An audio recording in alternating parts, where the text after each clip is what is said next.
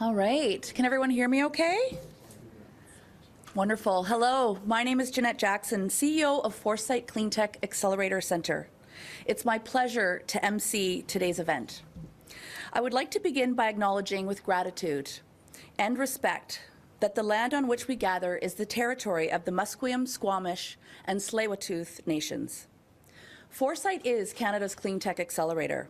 We bring innovators, industry, investors, government, and academia together to address today's most urgent climate issues and support a global transition to a green economy. We are delighted to be part of this announcement today. BC has an incredible opportunity to see clean tech become a new energy engine for economic growth, as long as we can leverage deliberate, targeted investments combined with strong climate policy. This is part of what makes today's announcement both timely and exciting. It is my pleasure to introduce the first speaker. Please join me in extending a warm welcome to British Columbia's Premier John Horgan. Thank you, Jeanette, for that introduction, and thank you for taking on this responsibility this morning. I, too, want to acknowledge the traditional and unceded territory of the Squamish, Musqueam, and Tsleil-Waututh First Nations, and also to thank Susannah Pierce from Shell Canada, Minister Ravi Kahlon, Minister of Jobs, Innovation and Technology, for joining us today, as well as Santa Ono and Minister Carla Qualtrough, who will be coming in via Zoom as a reminder of COVID-19 still being with us and the opportunity to ensure that everyone can participate in what is a very exciting announcement for the future of climate action, not just here in British Columbia, but indeed across Canada. It has been a very, very devastating beginning to the summer of 2021. We remember vividly the fires of 2017 and 2018. They did not accompany a heat dome that led to the deaths of many British Columbians because of our inability to better prepare for the climate future that we all need to live in. And we're here today to talk about how we can get all hands on deck, bringing industry, academia, and orders of government together to address the challenge of our time.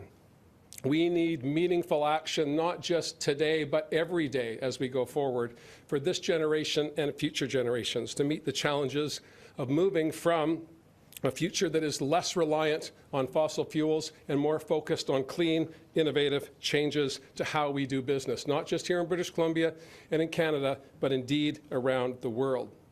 And that's why we're partnering with industry today and other orders of government to make that happen, to create a new BC Centre for Innovation and Clean Energy. Together, today, we're announcing a $105 million investment in kickstarting this low innovation future. Together, British Columbia has already become a destination for clean, low carbon technologies, and we want to build on that by starting this innovation today. The centre, of course, will have many strengths. We'll act as an accelerator, which, of course, Jeanette is expert at, and incubating new clusters of technology companies that can help meet the challenges of our time. Businesses developing and commercializing and scaling up is a challenge not just in British Columbia and in Canada, but indeed around the world. So by coming together today, as we are with the Clean Innovation Centre, we can create the future that we all know that we need. That will mean focusing on investments in new companies that are starting green hydrogen, biofuels, renewable natural gas, battery technologies, and all of the innovations we're going to need to meet the challenges of our time. I want to thank Minister Bruce Ralston, who couldn't be with us here today, for his hard work to get us to this first step as we launch the Innovation Centre, which we hope to have open as early as this fall. Bruce's work has been critical to getting us here, and I believe all of us have to take the same level of energy and focus to meet these challenges. If we are going to have the clean future we all know we need to do it together. Industry, governments of all kinds, as well as, of course, citizens. This is an exciting day for our future, and it's an exciting day for, of course, the generations to come. We're already making, as you know, through Clean BC, significant investments getting people out of fossil fuel cars and into electric vehicles, significant expansions of our public transit systems in collaboration with the federal government. We're seeing the Broadway line making its way all the way to UBC. Santa will be happy to hear that. as well as, of course, our recent announcement just last week of the Surrey-Langley SkyTrain system, which will help, again, reduce our emissions and get us back on track to meet the objectives that we must meet collectively, not just as British Columbians and Canadians, but as world citizens to meet the challenges of our time. We cannot let this summer the elimination of the community of Lytton go by without taking immediate action, not just today, but every day going forward. Thanks for joining us. I look forward to working with all of the partners as we build a better BC. Thank you, Premier Horgan. I'm delighted now to introduce Honourable Carla Qualtrough, Minister of Employment, Workforce Development and Disability Inclusion, who will be joining us by Zoom. Well, thank you, and thanks for that introduction. Good morning, everyone. A special welcome and hello to Premier John Horgan, Ms. Susannah Pierce from Shell, of course, Dr. Santa Ono from UBC, and my fellow friend in Delta, and Minister Ravi Kahlon, MLA for Delta North, and Minister of Jobs, Economic Recovery and Innovation. Today, as the Premier said, is an exciting day, and I'm joining you from the traditional territory of the Tsawwassen and Musqueam First Nations. It's said that while climate change is measured globally, its impacts are felt locally. And here in BC, we understand and live this reality. BC has recently had record high and extreme temperatures, not just for BC, but for all of Canada, causing hundreds of health-related deaths, as well as everything from intense forest fires to localized flood advisories. The message could not be clearer. Climate change is real. It's happening now, and its impacts will only intensify. It's already taking a terrible human toll, and it's having a profound and lasting impact on our communities, our environment, and our economy. This means that our governments have to act, and that's why we've teamed up with the province of BC and Shell Canada to support the new BC Centre for Innovation and Clean Energy. This centre reflects our government's own vision for investing in new technologies and cleaner fuels that will deliver our low-carbon future, a future that creates good jobs, dramatically reduces emissions, and leaves no one behind. The same building blocks that will help us achieve our ambitious goal of reducing Canada's 2005 GHG emission levels by up to 45% before this decade is out, and ultimately become a net zero nation by 2050. We've backed up our climate commitments with a strengthened climate plan and a new budget this spring that together would add another $32.6 billion in federal investments. This includes funding to help drive breakthroughs in many of the same areas this centre will be pursuing, everything from carbon capture to clean hydrogen. In fact, our budget provided specific investments to support such innovations, including $1.5 billion for our Clean Fuels Fund, $319 million over 7 years to fund R&D. This is how we create a future that our children will inherit with pride and build upon with confidence. By working together at all levels of government and with all potential partners, British Columbia and Shell are perfect examples. We don't need to be told that our province has long been a national leader on clean growth, including the first jurisdiction to put a price on carbon. We know that the only thing that can match our province's spectacular beauty is our shared determination to protect it. And Shell's participation is equally essential, not just because it's been setting the pace for the oil and gas sector for years, or because of its experience with clean technologies, such as its Quest carbon capture and storage protection project in Fort Saskatchewan, but because its employees and all of our oil and gas workers across the country will be critical to achieving our climate goals. They are the engineers, the scientists, and the tradespeople who know how to build energy infrastructure, and they are the same people who will build our renewables, the same people who will help develop tomorrow's innovations and new technologies. The world is looking to Canada to lead the way to net zero emissions. That's what we're doing here today, providing leadership. And our government is proud to be contributing up to $35 million to support innovative, made in BC clean tech solutions. I want to congratulate you, Premier, especially, and our partners at Shell, and everyone who helped make this day possible. I wish you great success with this project. Thank you. Merci. Miigwech. Thank you, Minister Qualtrough. Next up, it is my pleasure to join me in welcoming Susannah Pierce, Country Chair Canada and GM Renewables and Energy Solutions Canada with Shell.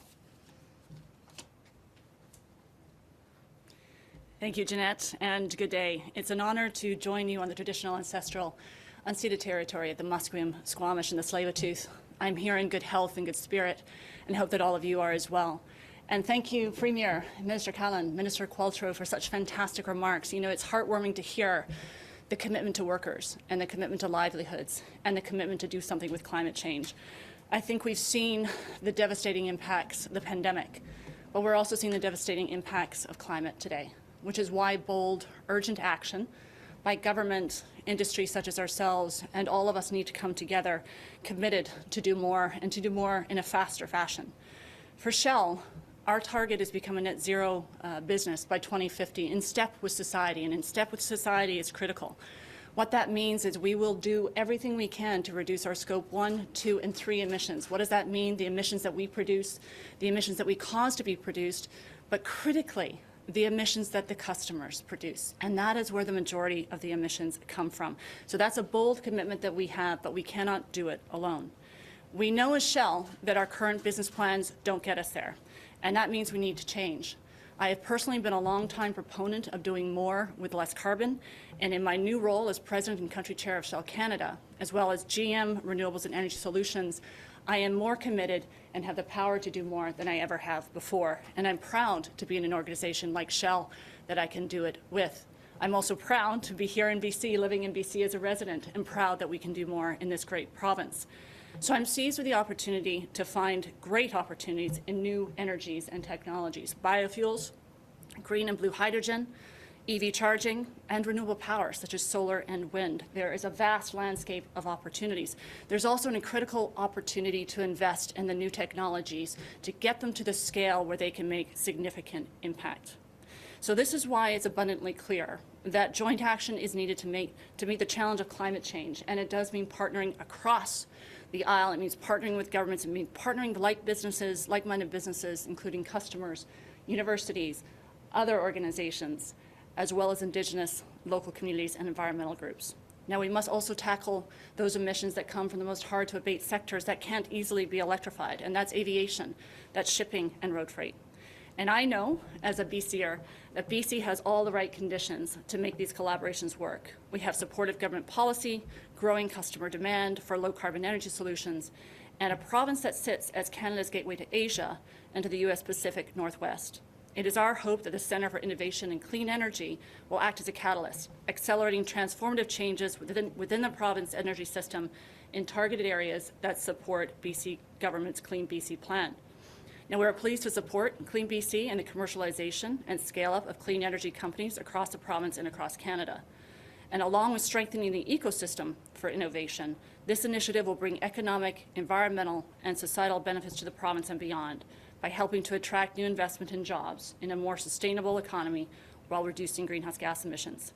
Now, we've seen the power of public and private partnerships before, and just very recently for Shell in Canada, we've made significant investments in waste-to-low carbon fuels in Quebec and also in Ontario in investing in a unique biofuels opportunity called Forge, and we will continue to do that here in British Columbia.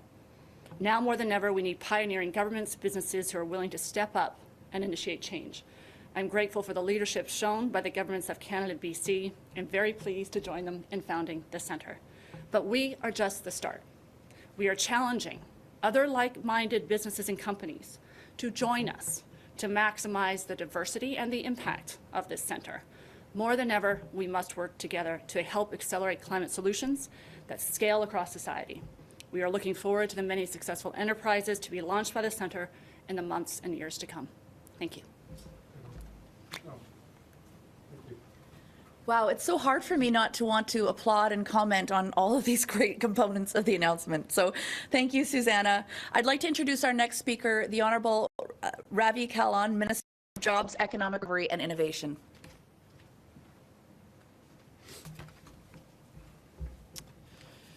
Good morning, and thank you, Jeanette. I'm Ravi Kahlon, BC's Minister for Jobs, Economic Recovery and Innovation, and I want to also acknowledge that I am here today on the territories of the Musqueam, Tsleil-Waututh, and the Squamish peoples. It's great to be here this morning with Premier Horgan, my federal colleague and my MP, Carla Qualtrough, Minister Carla Qualtrough, and all these distinguished guests. Building a better and cleaner future is something that British Columbians, myself included, hold near and dear. Working together, we need to find new ways to fight climate change. Today's announcement, the BC Centre for Innovation and Clean Energy, is one of the ways that we're working to do that. The centre will build on and complement the work we are doing with Clean BC. With collaboration at the forefront, the centre will help position British Columbia as a global leader in finding innovative solutions to combat climate change. To help shape our economic recovery, I've been meeting with provincial leaders, Indigenous nations, and experts to hear their perspectives and ideas on the way forward for BC. During these sessions, I've heard loud and clear that climate change and building a cleaner economy are top of mind for British Columbians as we move forward with our economic recovery. People want a better future that will last generations. They want a future that will make a difference for their loved ones. And they want long-term, clean growth that is innovative, sustainable, and includes everyone who lives and works in this beautiful province. We know that Clean BC is critical for a better future. We're striving to build an economic plan that reflects the priorities, strengths, and values of people here in British Columbia. As part of this plan, we will be focused on low-carbon investments that will bring multiple economic benefits, including good-paying jobs and long-term resilience.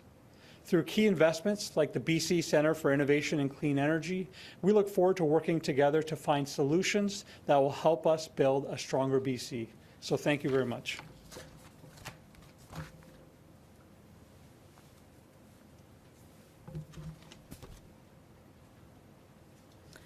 Thank you, Minister Kahlon.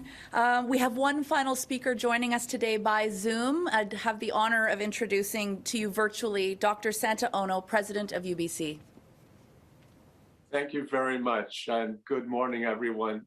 Premier, thank you so much for inviting me to join this exciting announcement about British Columbia's Centre for Innovation and Clean Energy. I'd like to first acknowledge that I'm speaking to you from the traditional unceded territory of the Musqueam people. Recent events have shown how climate change is having a dramatic and disproportionate impact on Canada's Indigenous peoples. I want to acknowledge how critical it is that meaningful climate action must take steps to support and amplify the human rights of Indigenous peoples. The climate crisis is a pressing challenge that will require determination, innovation, and collaboration to tackle. I'm excited that the BC Centre for Innovation and Clean Energy will exemplify this by bringing together the federal and provincial governments, research institutions like UBC, and industry like Shell. And beyond us here today, there is great potential for this centre to expand partnerships across society to work collaboratively to address this defining issue of our time. I know that I and many British Columbians and Canadians who care deeply about the climate are excited to see what this centre will achieve and the innovations that it will support. It is yet another example of how British Columbia will lead, not only Canada, but the world. Accelerating action to combat climate change is a priority, not only for the provincial government, but for UBC and for all British Columbians. In 2019, UBC issued a declaration on the climate emergency, affirming our responsibility in actively combating climate change, to effect change beyond our institution, and to advance a sustainable and just society across the province, Canada, and the world. We are following the leadership of you, Premier Horgan. This declaration builds on many years of climate leadership at the university, which includes adopting aggressive GHG emission reduction targets that we are achieving by integrating sustainable practices and technologies across campus infrastructure and operations, all while growing our campus footprint. With a typical daytime population of over 80,000 people, we have transformed UBC's campus into a living lab to trial and showcase city-scale technologies and solutions in transportation, housing, energy production, among many others. And UBC researchers are working with partners in British Columbia, Canada, and around the world to produce the discoveries and innovations we need to adapt our own behaviors and to restore our planet, with notable strengths in hydrogen energy, carbon capture and reuse, advanced materials for clean energy, biofuels, and bioproducts. And of course, at the core of this work is the development and deployment of the next generation of climate action leaders. Every year, over 11,000 graduates leave UBC to enter the workforce, and increasingly, many are choosing to work in areas directly tied to climate action. Today's center is predicated on active and strategic partnerships. And I pledge to you, and I hope that UBC and all post-secondary institutions across BC will soon be able to launch new collaborations that realize large emission reductions across all economic sectors. Thanks again for inviting me to participate in today's exciting announcement, and congratulations on your significant investments in the BC Centre for Innovation and Clean Energy. I am proud to be a British Columbian. Thank you very much. Yeah, I'm proud to be a British Columbian too. Thank you, Santa. It has truly been a pleasure to learn more about this opportunity from today's speakers. I speak on behalf of Foresight when I say that we feel tremendously the same sense of urgency about meeting climate challenges that we're all aware we're facing. Every day we work with innovators who are creating and commercializing solutions, with industry partners who are seeking clean tech solutions to evolve their operations and their ability to service their customers, with corporate partners who want to be part of the solution. Foresight is committed to collaborating with the partners across Canada to share ideas and best practices. We are doing what we can to energize innovation. We are excited by this challenge and look forward to continuing to support this initiative and the growth and impact of clean tech in British Columbia. Today's announcement regarding the Centre for Innovation and Clean Energy is truly an opportunity to position BC as that leader, as a whole on the global stage of clean tech innovation. I look forward to seeing how the countless entrepreneurs, innovators, and SMEs across the province will be able to engage with the Centre and help drive innovations to the challenges ahead. Premier Horgan, I would like to invite you back up to the podium at this time to address any questions and comments. Thank you. Well, thank you, Jeanette, and fellow speakers today. Again, this is the type of collaboration that British Columbians expect from their leaders, whether they be in industry like Susannah and Shell, whether it be from our post-secondary institutions with great leaders like Dr. Santa Ono. I was thinking as Dr. Ono was talking about what they're doing at UBC every single day, about the first significant mass timber facility, the Brock Commons facility, 18 stories of mass timber construction that has opened up new opportunities and adaptation in the forest sector. And that's just one element that's going on at UBC as we speak. And of course, to my colleague, Ravi Kahlon, who has taken on with, in fact, inspiration, the challenges of generations to come right now. This is an exciting step forward.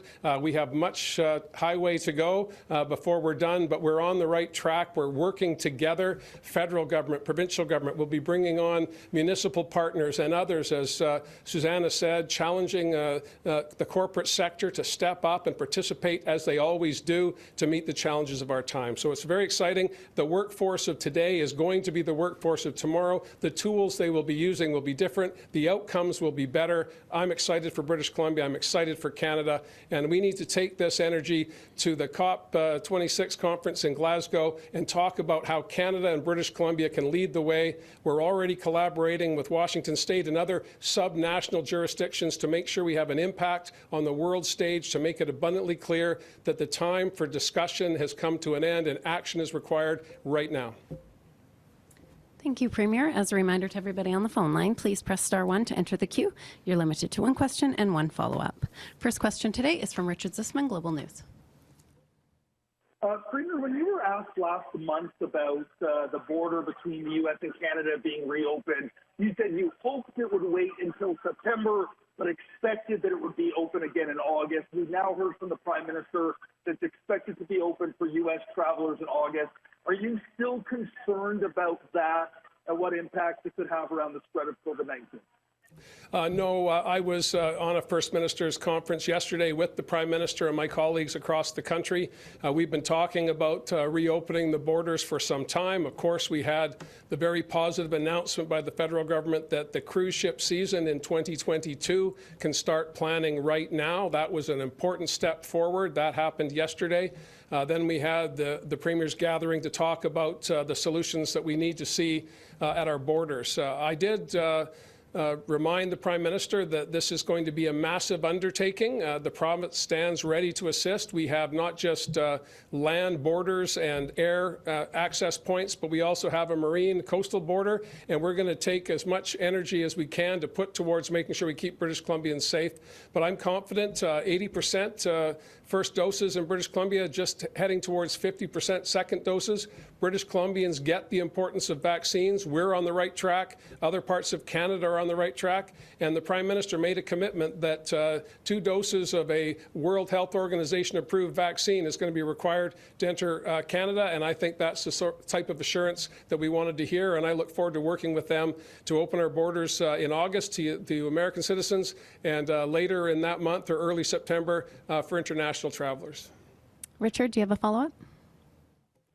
Yes, there's a group of mayors and officials in and around Kamloops who have voted unanimously for the province to call a provincial state of emergency when it comes to fires. The BC Liberals have been asking for you to call a provincial state of emergency when it comes to fires. Why will you not call a provincial state of emergency? And is the fact that a state of emergency could have an impact on the tourism sector, is that one of the reasons why you're holding back? Well, first of all, your first question was about borders opening in August and September. So the tourism industry is not top of mind today. The fire season is. In 2003, when there was a state of emergency declared because of fires by the former government, it was done on the advice of Emergency Management BC and the Wildfire Service, not the official opposition or not anyone else in the community, but the professionals that we put in place to protect British Columbia.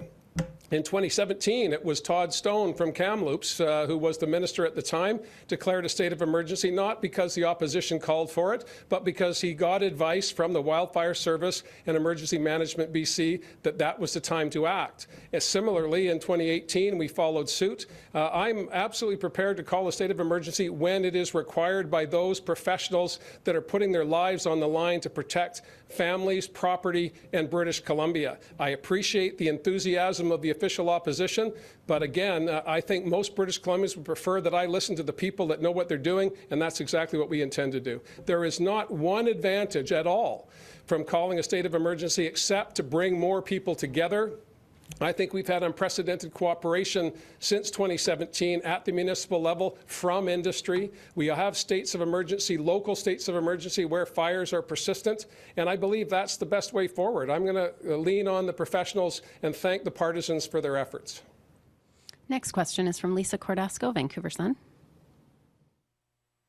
Thank you. Good morning, Premier. I'd like to follow up on that question. Now, yesterday the BC Wildfire Service said it has to pick and choose which fire it will fight.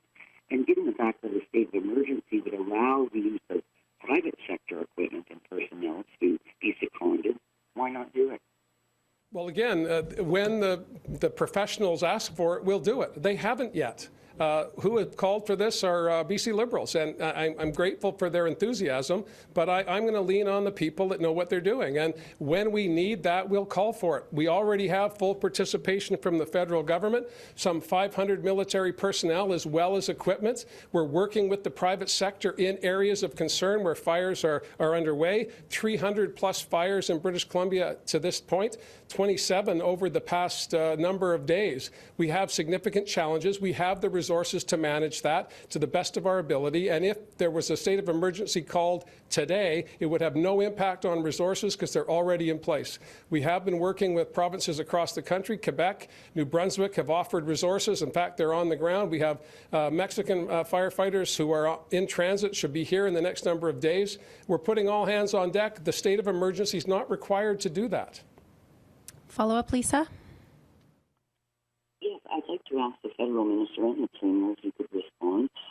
New research by the Energy and Emissions Lab at Carleton University has found that BC's oil and gas facilities are producing up to 2.2 times more methane pollution that is currently being captured by traditional methods. Now, they're saying that this puts the whole question of achieving climate targets into question, and that we won't meet them. What is your response to that report in this finding? I'm not sure that Carla could hear that question. I barely could. Carla, are you in a position to answer that?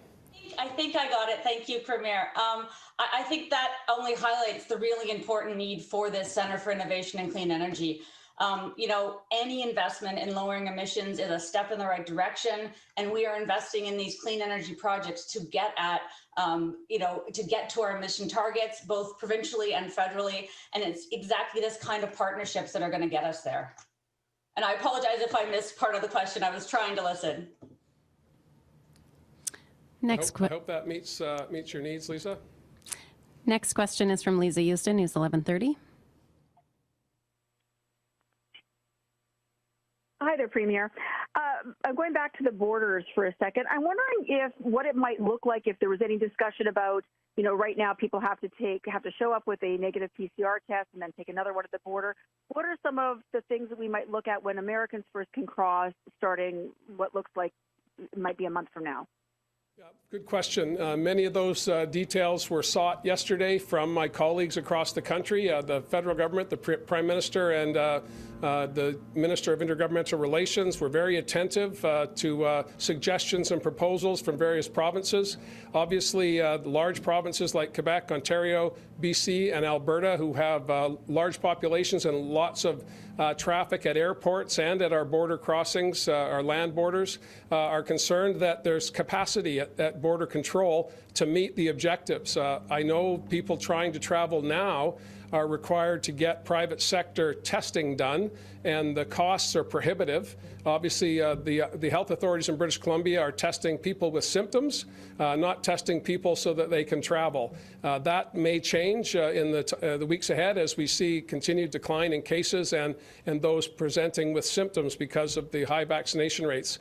But the details will be clearer as we get closer to the dates. But the Prime Minister was very much seized of concerns across the country about making sure that border services had the resources that they need. You'll remember when the borders were closed, we asked and offered, and delivered provincial government employees at border points to help the federal government do their work. And it's that type of collaboration, I think, that the Prime Minister is welcoming. I certainly am prepared to offer, and I believe the major provinces are as well. I think it's the collaboration that got us to this point as a country in tackling the challenges of COVID-19, and it will be collaboration going forward as we reopen and welcome the world back to our great country. Follow-up, Lisa. Yeah, I'm wondering if you have any indication of numbers, like of Americans that will be wanting to come up, and then following that, international travelers. And if there was any discussion about how nimble Canada can be should, I look at Malta, a country that has high vaccination rates and was welcoming the world and then said, no, we don't want you because they were bringing in too many cases. So I'm wondering how nimble Canada could be to react if that happened here. Well, I think that the caution that's being demonstrated by the federal government is very positive. There was discussion about perhaps opening as early as next week. The order suspending visitors, I think, expires. Minister Qualtrough, I believe it's the 21st of July. There was some concern that was too fast. That was certainly the view of British Columbia and others. There were provinces that felt that we were ready to go now. I want to make sure that we are right beside the federal government on these matters, supportive and making sure that if we need to be nimble, as you suggest, we will be. And I've got no indication at all that the federal government will not continue to be responsive and attentive and collaborative with the provinces on these important issues. We have significant concerns about being ready. I've expressed that to the Prime Minister, and I have every confidence that he's going to meet those objectives. Next question is from Rob Buffum, CTV Victoria. Oh, hi, good morning. Premier, I'm wondering your thoughts on, we're hearing about cases increasing in places like California where there's now a mandatory indoor mask policy. what are your concerns? I know we're doing well in terms of vaccinations, but people who are fully vaccinated can still get and pass on the, COVID. Are you worried about Americans coming here in light of what's happening south of the border? Well, again, we've got a month ahead of us, so 5 weeks to the date that the federal government has set. I believe we'll be monitoring closely. Dr. Henry and her team and the BC Centre for Disease Control have done extraordinary work over the past 16 months. I have every expectation they're going to continue to monitor and advise governments on the best way forward, and we're going to take that advice. It served us all as citizens very, very well, and I'm not going to deviate from that. But Dr. Henry is comfortable. She is part of the national initiative here, of course, working with Dr. Tam and other public health officers, giving advice to the federal government, and then, of course, separately to all of the provinces. So I'm confident that the science is ruling the day right now, and if we see evidence that we need to shift, we'll shift. Follow-up, Rob? Yeah, I'm just wondering if you can expand. You mentioned earlier that it came up yesterday, the idea of opening the border to American citizens as soon as next week, but you'd indicated you weren't in support of that. Well, at the same time, other provinces wanted it to open immediately. Can you kind of flesh out for us which provinces were interested in seeing the border open immediately and why you didn't agree? I can speak for British Columbia. We said that we felt that the August date that the federal government was working on met our needs. Others had a different point of view. You'll have to ask them. It wasn't a confidential meeting, but I don't feel comfortable speaking for others. There was at least one province that felt that urgency was a better course of action. I disagree with that. The majority certainly disagreed with that. And I think, again, I think of Canada, as most people should, as this great experiment that is always under review. And we come together, we grapple, we disagree, and we move forward together. And that's what we're doing now on this issue. Derek Penner, Vancouver Sun. I was wondering, this will support emissions sort of reducing activities, but how does the activities from this offset the fact that British Columbia's own natural gas production and emissions from that have been increasing? They've increased substantially and are rising. Well, again, we have to change how we behave, and that means making sure that we have energy systems in place to meet the needs of people, industry, and our province and our country, and we need to do it in a way that's radically different from the past. And that's why we're grateful to have a partner at the beginning of this initiative like Shell, who have a big role to play in British Columbia and are committed, among all of the large companies, committed to net zero by 2050. They're working on carbon capture. They're working on a whole range of initiatives, and to bring their experience to bear is critically important. We need everybody. We need non-governmental organizations. We need post-secondary institutions. We need governments. We need industry, and we need workers all pulling together. We can certainly look at our past and say it was insufficient, but we need to now focus on our future and how can we collaborate, work together to drive down those emissions. That's the objective, and perfection is the enemy of progress. We're underway. We're launching. This organization will grow. It will allow, as Jeanette has said, incubation and acceleration of small, medium-sized businesses that will unlock the challenges we have ahead of us. If we had the solutions today, we'd be working on them immediately. This centre will allow that innovation to take place in a collaborative way with industry, government, and academia to meet the objectives of the future.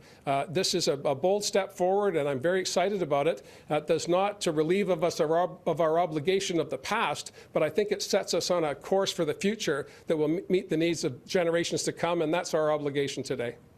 Derek, do you have a follow-up? Earlier this week, the European Union unveiled a very ambitious sort of statement on targets for emissions reductions that makes other countries and jurisdictions look less ambitious.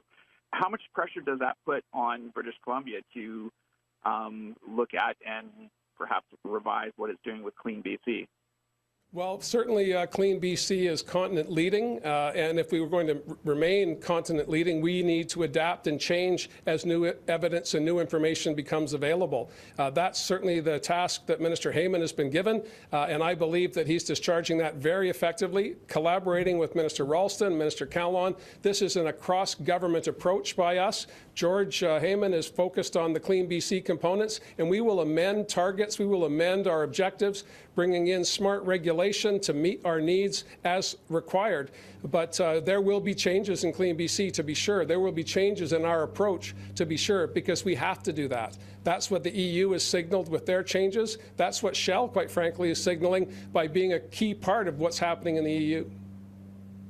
Next question is from Alexandra Sagan, The Logic. Hi, I'm just wondering if you can tell us a little bit more about the center itself. Where will it be located? Where are you in that process? And is the physical location part of what will open in the fall of 2021? We haven't yet landed on a location. Certainly, Dr. Ono is, UBC would be one location. Simon Fraser, particularly the Surrey campus, which is developing and growing, where there's more space, would be another possible location. We're going to work on those issues with the board members as the board grows to meet the needs of the centre. But today we wanted to launch. Over the next number of weeks and months, we'll be working on where we're going to be, who the board will, and how many other partners we have. I don't know if Minister Kahlon, you want to add a little bit to that, or does that cover it? So we'll have more to say in the fall. We haven't landed anywhere yet, but I know Dr. Ono was always happy to invite the world to come to UBC and participate in groundbreaking research, and then, of course, commercializing that research to meet the needs of community. Do you have a follow-up, Alexandra? Yeah, so in its remarks, Shell Canada said that they're, challenging industry to participate as well. And I'm wondering if you're looking for financial commitments, more financial commitments from other industry partners, where you are in that process, and is that where ongoing funding will come from? Yes and yes. We are looking to expand the corporate participation, to be sure. As I said, we wanted to launch. The federal government, in their budget 2021, put the resources in place, the $35 million. The $35 million that we have earmarked came from our Stronger BC plan, which Minister Kahlon was key in developing. And then again, of course, it was part of our budget as well. So with Shell participating with a $35 million contribution, that puts a lot of capital in play, a lot of opportunity to get going. And again, the call for other corporate participants I'm grateful for. And perhaps, Susannah, you want to add to that? Yes, thank you for the question. I think it is absolutely critical, as I said in my remarks, that we come together across industry, government, and other stakeholders to create the scale for these opportunities and technologies to make really significant carbon reductions. And it does relate to the infrastructure that each of us have. And so the more industry participants, the more different points of view, but also the more capital that we can really deploy in a dedicated fashion to make these technologies grow to scale, but to have the most significant impact. So indeed, we are looking for other industry partners, and we are just the first. We're just the first member of this, and indeed looking for more. Next question is from William Burr, CBC Radio Canada. I was actually just wondering, first of all, would Minister Qualtrough, are you able to offer an answer in French by any chance? I'm just wondering. It's okay if not. Absolument. Sorry? Absolument. Am I off, guys? Ok, super. Oui, je vous entends. Merci. Est-ce que vous pourriez juste me dire brièvement la signification de ce nouveau centre, s'il vous plaît? Absolument. Alors, avec l'investissement du gouvernement de la Colombie-Britannique, avec Shell, avec le gouvernement du Canada, ça fait 105 millions de dollars d'investissement dans les projets verts et clean, excuse-moi, mais on va essayer ensemble de collaborer pour trouver des solutions des très grands problèmes du climat, du changement du climat que nous devons faire face à. On doit simplement regarder notre province avec les feux de forêt et tous les autres problèmes climatiques, et on sait que cette sorte de collaboration, ça marche, et on va agrandir l'argent avec les autres partenaires, mais aujourd'hui on commence à travailler ensemble d'une façon un peu plus différente qu'auparavant. Do you have a follow-up, William? Yes. Je voulais savoir, et peut-être que le Premier ministre pourrait mieux répondre, mais combien de personnes travailleront là-bas et est-ce qu'il y a des attentes de résultats dans la première année? Est-ce qu'il y a des échéanciers? Premier, he's asking how many people will be working on this in the first year, and are there outcomes or kind of deliverables within the first year of operation of the center? Je peux absolument faire la traduction, mais je ne sais pas la réponse. Well, I can offer up, we hope to be fully underway this fall. Again, Minister Ralston, Minister Kahlon will be working with industry partners and others, populating the board. It's a not-for-profit that will be looking independently at proposals that come forward and then funding those proposals. The objective is, as Susannah Pierce said, collaboration to find solutions to the challenges of our time. That does not lend itself to measurement at the beginning, but certainly the outcomes will be evident as we amend, as one of the questioners asked today, the initiatives within Clean BC, the regulatory regime where businesses will operate, and how we use, as Susannah said, the infrastructure that's in place, transitioning it to a cleaner infrastructure to meet the challenges ahead. We have massive, massive issues to deal with, and the only way we're going to find solutions is if we're all in it together. Today is a step forward for British Columbia and Canada to say to industry, to say to not-for-profits, to say to post-secondary institutions, we're ready to go. Are you? And they are. And now we can start to do the incubation. And Jeanette has vast experience in this regard. It's giving resources, helping collaborate small businesses that lead to medium-sized businesses and then ultimately large businesses. The employment opportunities here are immense. The transition from where we are to where we need to get to will be labor intensive. It will be driven by innovation, driven by people, and we're pretty excited about that. Measuring it today is impossible, but doing it today is essential. We have time for one more question this morning. Alyssa Thibault, CTV, Vancouver. Oh, hi, Premier. Just want to go back to the wildfire situation. This is a question for my colleague. The BC Fire Service says there's just too many fires and they can't get to all of them right now. What kind of support are you looking from across Canada and potentially internationally under some of our mutual aid agreements? Well, we have, as I said, Quebec and New Brunswick have already sent resources. Mexico has sent resources are on the way. We haven't normally relied heavily on Australia because of the inverted seasons. They're going into their winter as we are heading into our summer. But there are significant COVID issues within Australia, and that they're not prepared to join us at this time. Again, we also work with California, Washington, and Oregon. We've had BC firefighters going south every year since I've been Premier, and we have not yet seen a significant number coming north, and that's a result of the fact that, of course, we're in the same heat dome. We're having the same challenges in our time zone, which is still flipping back in the fall currently, but that's another issue. But no, I'm confident, based on briefings from the fire service, which I get daily and had this morning, that we have the resources in place to do what we can, but more resources are not going to help unless we have all hands on deck at the community level, and that's happening. Again, I go back to the notion of the need for an emergency declaration. In the past, that has been required to ensure that we can harness the resources that we need. But people are stepping up. They're not resisting, whether it be industry or community. Indigenous communities, of course, we have unique relationships there, and the federal government has a key role to play. The Prime Minister was here a week ago, and we government officials from the province and the federal government met with nations in and around Lytton to plot the way forward for the rebuild and the adaptation. And this, again, is another example of how we all need to collaborate to rebuild Lytton so that it is fire smart, first and foremost, but it is also a community of the future with clean buildings, net zero buildings, and a way forward that will not only bring people back to Lytton, but bring more people to Lytton as they get excited about communities for the future and the type of things we're talking about today with the Clean Innovation Centre. Alyssa, do you have a follow-up?